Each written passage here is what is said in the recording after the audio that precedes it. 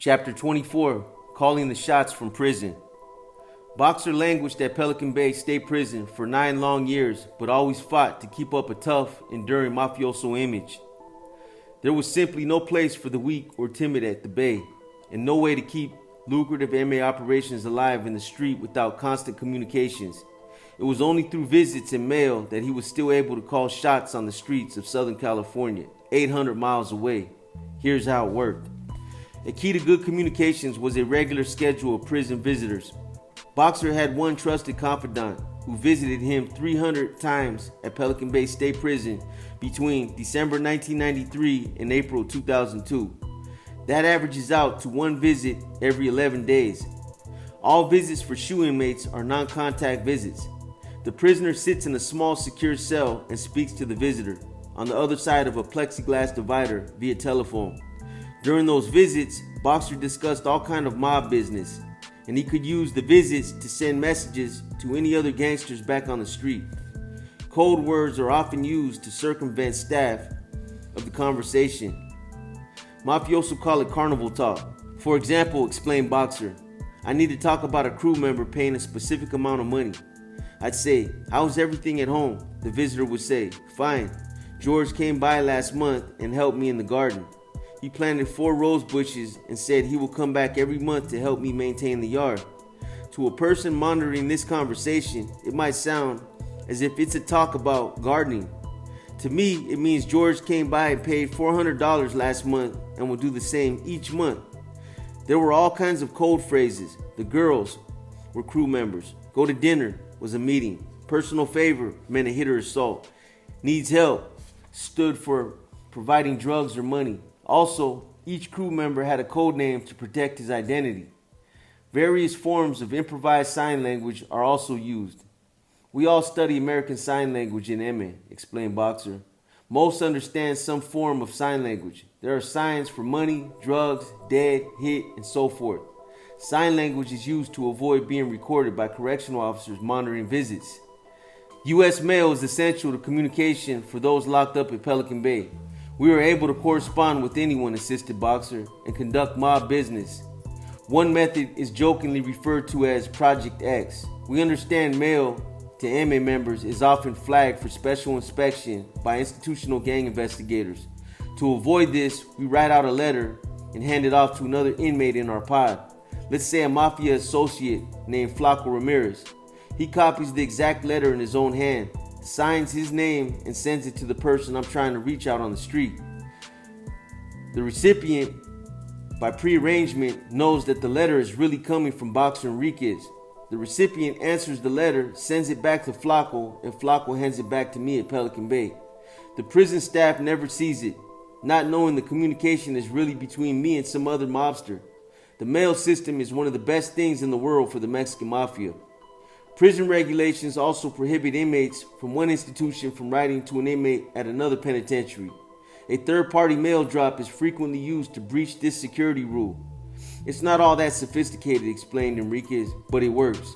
For instance, I want to write a mafia member at San Quentin State Prison. I'm not allowed to do that, so instead, I write the letter to a third person at their home in Los Angeles. That person opens the letter, places it in another envelope, addresses it to the carnal at San Quentin, and drops it in the mail. So it goes from a mafioso in one prison to a mafioso in another prison, again circumventing corrections department security regulations. Every mafia member has multiple third-party addresses at his disposal.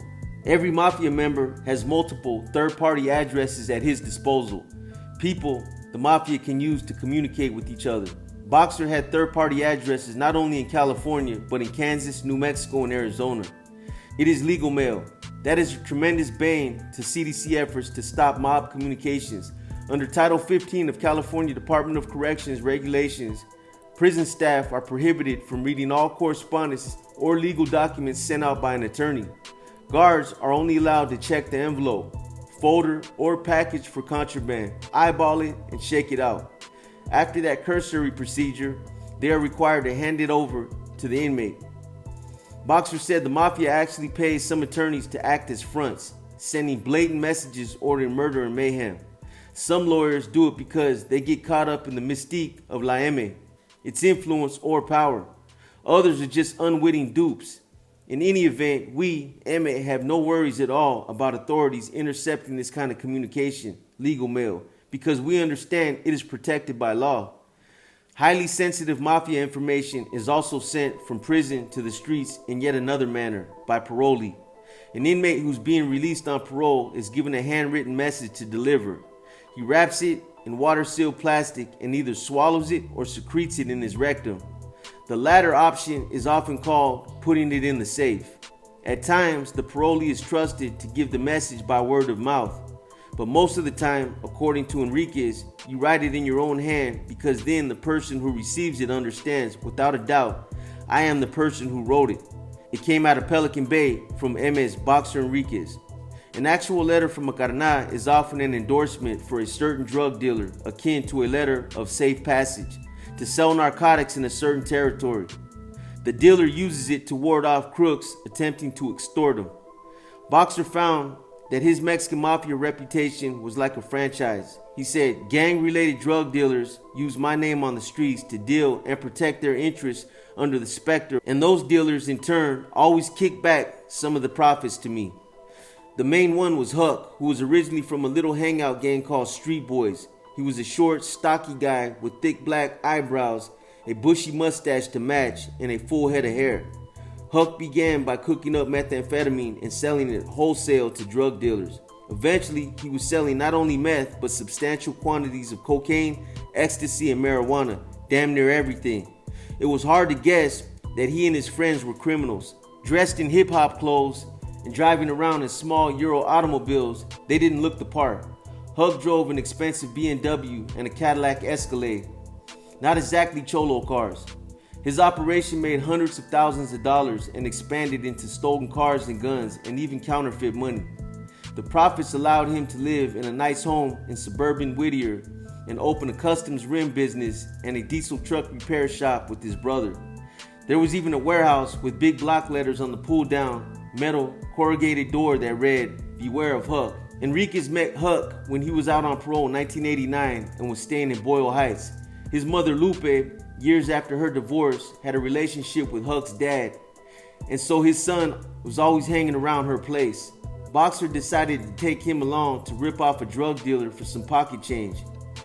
Huck wasn't quite 16 and always carried a gun.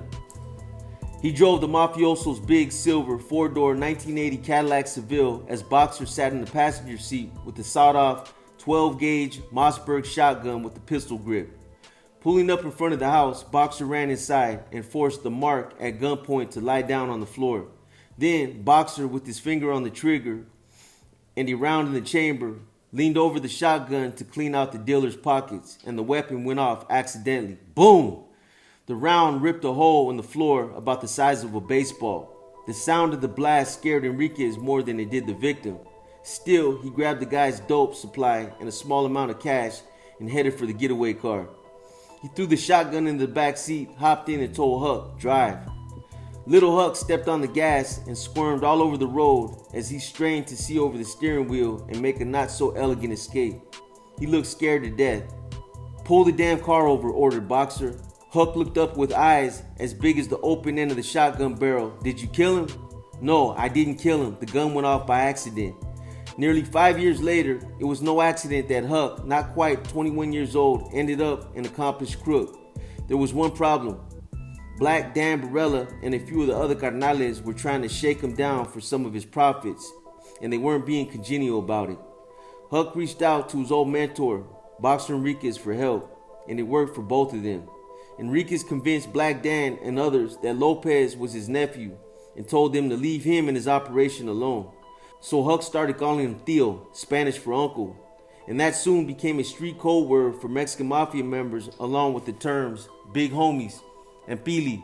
Emmy-affiliated contacts such as Huck were then often referred to as sobrinos or nephews. Huck started paying Boxer about $750 a month to basically use his name. Lopez went around town saying, "I'm here for Boxer Enriquez," or "This is for Boxer." And if he were ever questioned by another big homie or someone else with more clout than he had, Huck would say, "I'm going up to the Bay to see him this weekend. Do you want me to discuss it with him?" Generally, No one messed with Huck, not even other carnales. It was his insured safety, explained Boxer, his protector. It was the same for Toker from the Chivas neighborhood in Artesia. He too was a young gangster Boxer met once years earlier while visiting an old homeboy. Toker wrote to him that he was running into the Wall. The Wall was a derogatory nickname for a woman who ran a crew for MA member Juan Chinaboy Arias of Artesia. Chinaboy was 6 years younger than Boxer and in federal prison. The Wall, only in her 20s, invoked Chinaboy's name and thought she was running the streets. She had a menacing crew of armed gang members and insisted that no one could deal drugs in the Artesia area without paying her an unreasonable sum. The Arias family also owned a bar called the Galleon, which was a hangout for Artesia gang members. The Wall was also referred to as the Queen Bee because of her imperious attitude. Enriquez, you might say, upset her beehive. First, he asked for a sit-down, a meeting between a few of his crew members and the Queen Bee and her homeboys. Everyone was heavily armed. Boxer's crew carried the message that he expected professional courtesy in his endeavors. In other words, stay out of his way. The Queen Bee stood her ground. Chivas, Artesia, Norwalk, and Hawaiian Gardens were her territory. She said she owed Enriquez nothing. That was a mistake. A messenger came to Pelican Bay to relay what happened at the meeting. Boxer had killed for the mob, taken a life, earned his rank, and was not going to let some woman, even if he was close to a mafioso, make the rules, especially in the neighborhood where he had his gangster roots. Enriquez felt that Chinaboy was a made guy mainly because of his drug dealing talents. He was no killer, no real mob guy by old school standards, and Boxer was ready to have the Queen Bee exterminated. It wouldn't be necessary. Enriquez didn't want to start a war that might alienate other MA members he might need as political allies down the road. Kites went out to mafia heavyweights on the street and in prison. Look, demanded Boxer, this is wrong. A woman should not be running mafia business. Word finally came from Topo Peters. Boxer could do what he wanted. The Queen Bee was left alive, but Enriquez prevailed. In the end, Toker joined Boxer's crew and ran the Artesia, Norwalk area for him. He sent $1,000 a month up to Pelican Bay.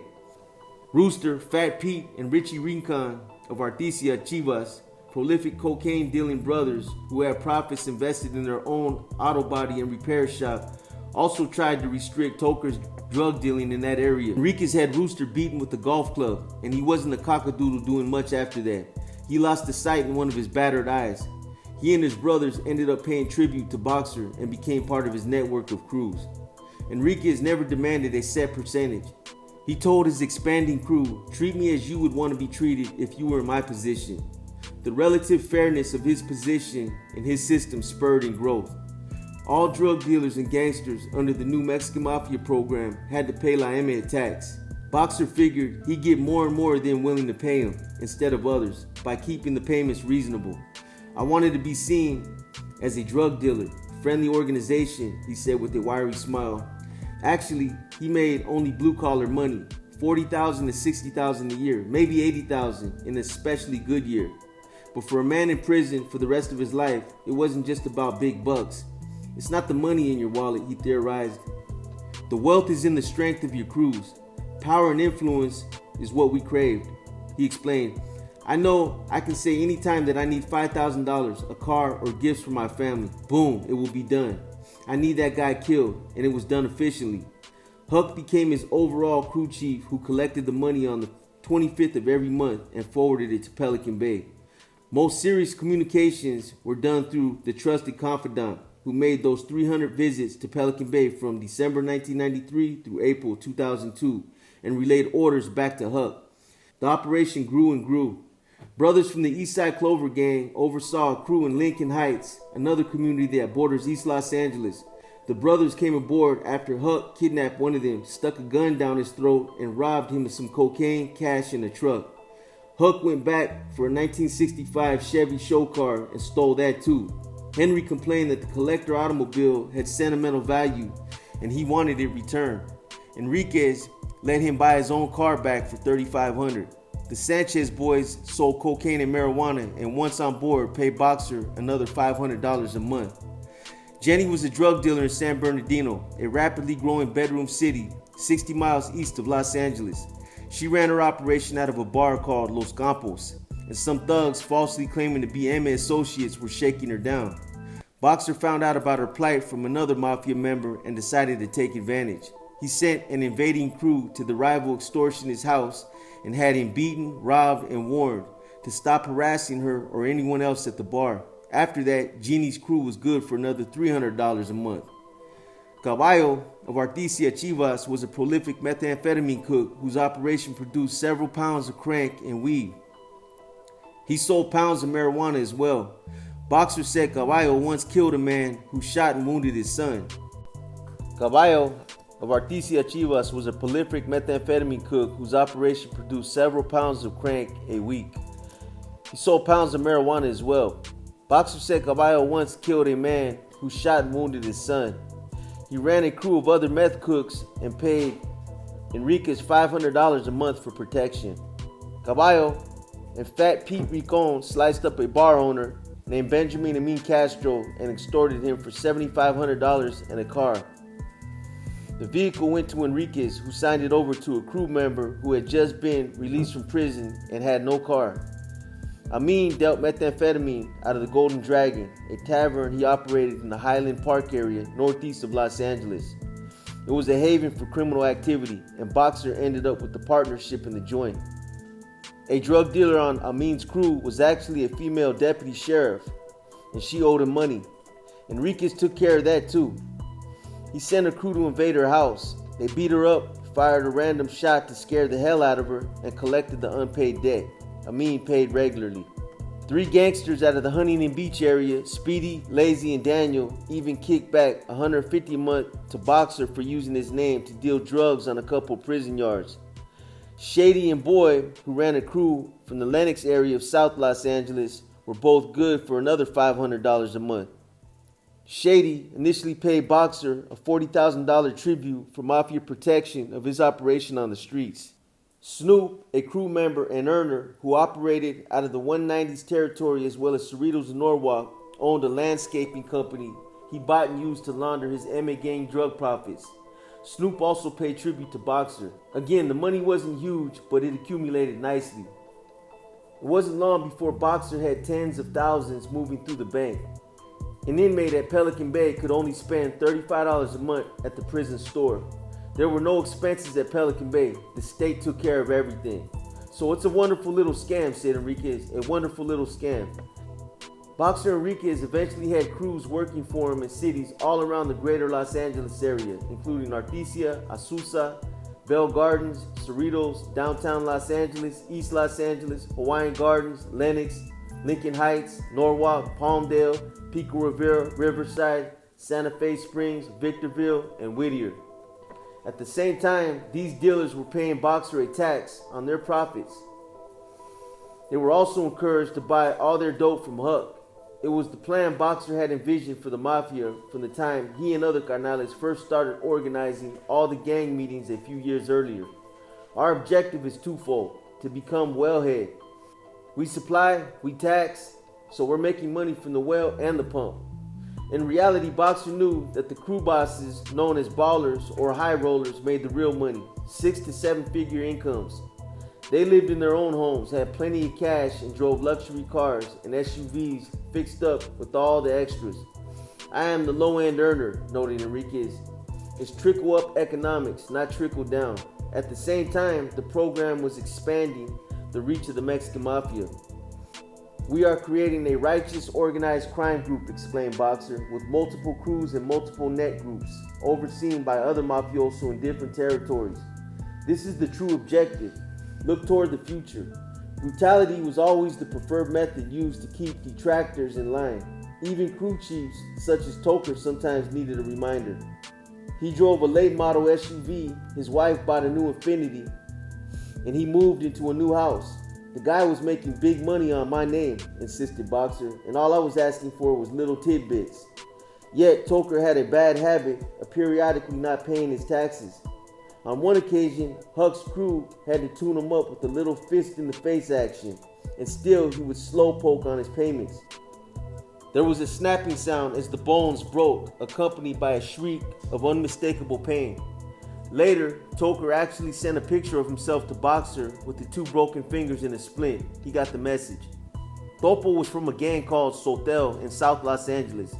He was approaching middle age when he got out of prison and hooked up with Boxer's 25-year-old niece. She was basically a little tramp, an offshoot of the first marriage of Boxer's mother, and she wrote to her uncle that she was dating a nice guy. Then Topo started writing letters and eventually asked for some help to get on his feet. So Boxer made arrangements for one of his crews to give the guy a pound of methamphetamine free of charge to cut up and sell on the streets for a potential of thousands of dollars in profit. He expected a payback. 3 weeks went by and he never heard a word from Topo. He wrote, no response. He telephoned, the calls weren't returned. Meanwhile, Boxer heard from another source that Topo had bought a nice car. Niece's boyfriend or not, this was not acceptable behavior. 3 months went by before Boxer wrote him a final note. Look, man, I did you a favor. All I want is to keep it real. I will be your best friend. I need to know where you're coming from because this is wrong. I extended my services to you and I expect you to be real with me. Topo sent word back that some youngsters had ripped him off. He lost all the dope. That wasn't the right response. This is my philosophy, explained Boxer. I don't care what happens to you. Make sure I get my money. I don't care if you flush your dope or if the rain damages the package or it's stolen. Make sure I get my money. Garnicas, a camarada from a gang called City Terrorists, worked on one of Boxer's crew. He was told to pay a visit to Topo. Give him a little physical therapy to get him with the program, instructed Boxer. Garnicas' view of physical therapy turned out to be more of a surgical procedure. He bought a pair of wire cutters and chopped off Topo's pinky finger. Boxer later got a flood of letters from his relatives asking him if he was sane or what. Garnicas had delivered the severed finger to the trusted confidant in a plastic bag. On first sight, it looked like one of those toy gag figures sold at a magical novelty store. Only this was the real thing. It scared the hell out of them.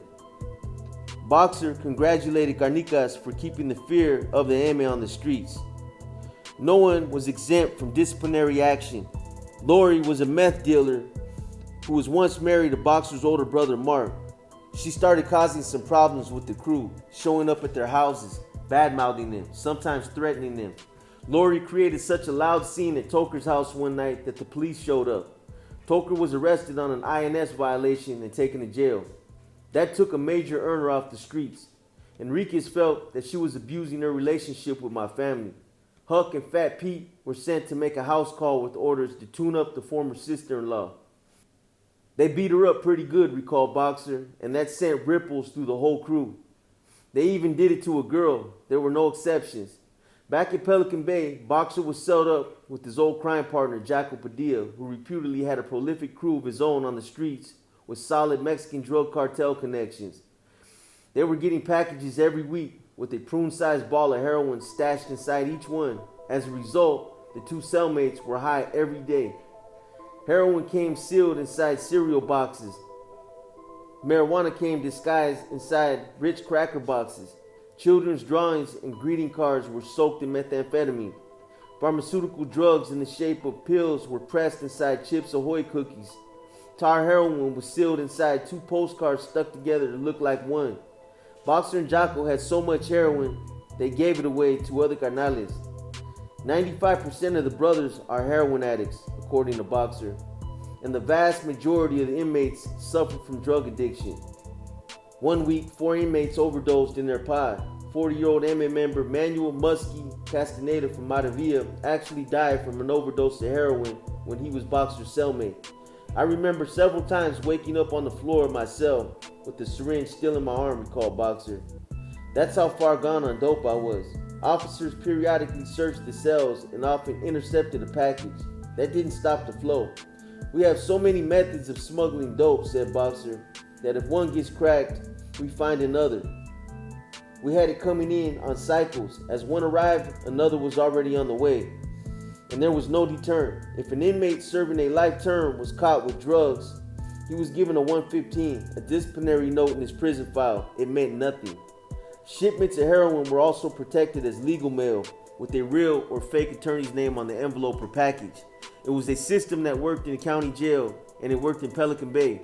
Again, prison regulations prohibited officers from reading legal correspondence. Entire heroin pressed between sheets of legal documents got by rather easily. Boxer claims that 80% of the heroin and cocaine smuggled into Pelican Bay State Prison was arranged by him or Padilla. We had 24 hours a day to sit back and plot ways to get drugs into the prison, and correctional staff have a limited amount of resources at their disposal to detect them. 10,000 pieces of mail a month go to inmates at Pelican Bay. There were a half dozen times during his stay at Pelican Bay State Prison when his dope supply temporarily dried up and he had to kick his habit cold turkey. Jocko and I were in the house, just dripping sweat and vomiting profusely.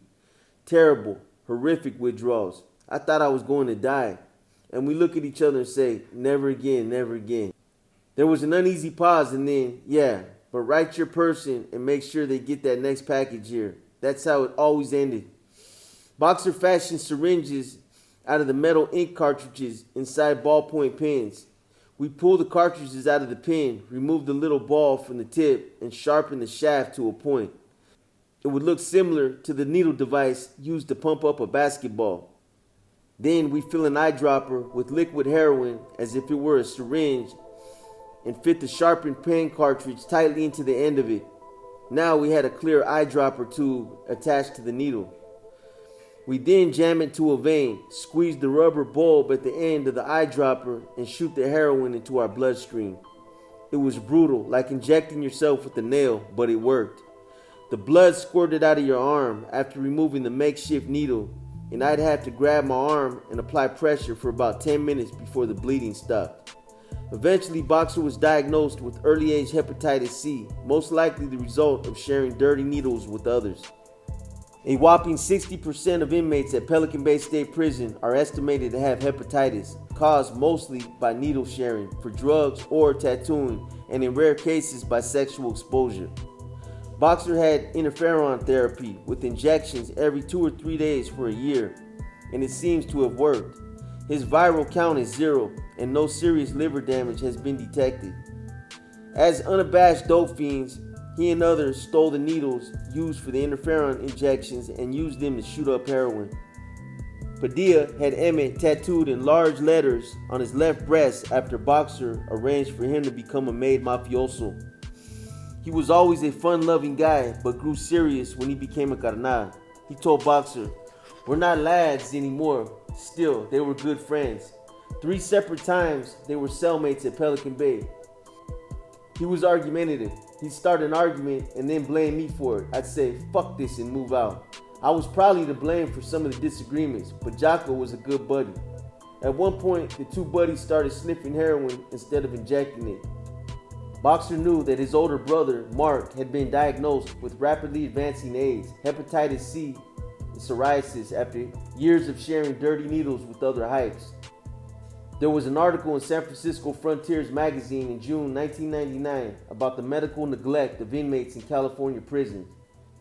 The article specifically mentioned an ashen-faced Mark Enriquez coughing up blood and defecating with bright red blood in his stools while being housed at Corcoran State Prison.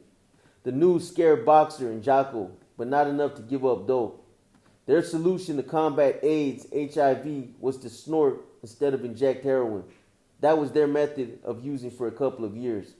Boxer said, "We thought it was classier and had this false perception, a focused moral standard that we weren't shooting up. It was ridiculous. We were still heroin addicts. In retrospect, it's almost comical."